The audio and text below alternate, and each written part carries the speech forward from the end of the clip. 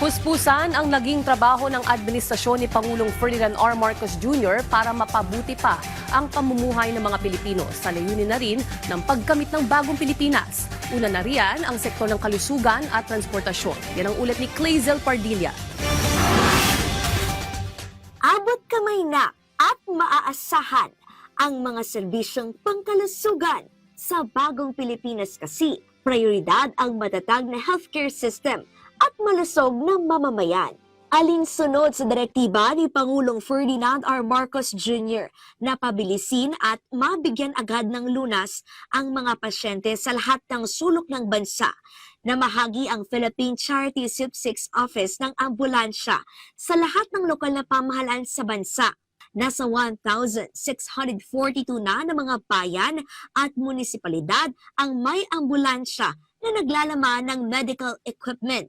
Karapatan ng bawat nating kababayan na Pilipino na magkaroon ng ganitong klaseng serbisyo. Pinapatibay nga natin ang buong healthcare services. Ipinatupad din ni Pangulong Marcos ang zero balance billing na sumasagot sa gastusin ng mga pasyente sa mga DOH-accredited hospitals. Wala nang babayarang ward, operasyon at gamot.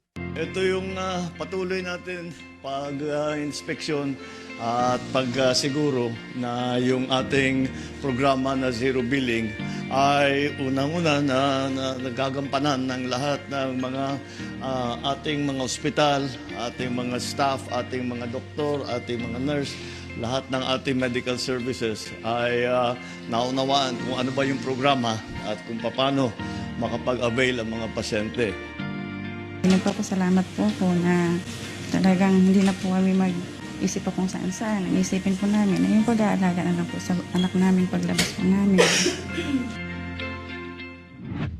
Sa bisa naman ng Yaman ng Kalusugan Program o YAKAP sa tulong ng PhilHealth, ginawa na ring libre ng administrasyon ni Pangulong Marcos ang konsulta, laboratorio at gamot sa mga YAKAP clinic.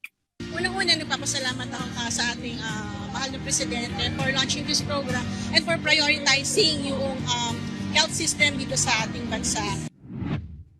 Tinututukan din ang sektor ng transportasyon. Inilunsad ang Pamilya Pass 1+3. Isang tao lang ang kailangan magbayad.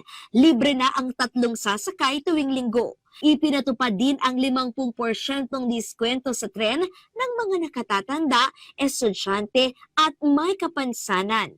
Yung mga nasa save ko po is nagagamit ko po siya para po rin po sa pambili po ng mga kagamitan na rin po for in case of emergency po, meron po akong extra funds para magamit po doon.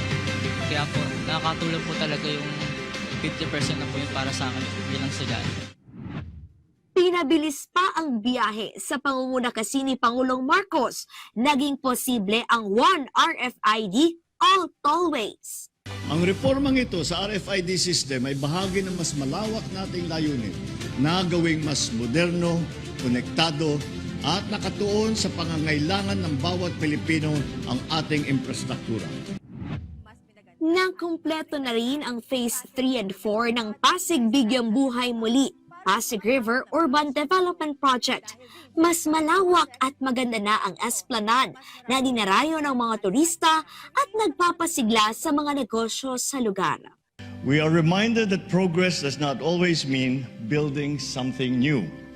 Sometimes, progress means bringing something beautiful back to life. Mas magaan at maginhawang bagong Pilipinas.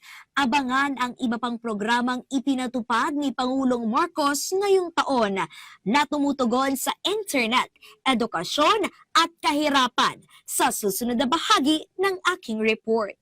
Clazel Pardilla para sa Pambansang TV sa Bagong Pilipinas.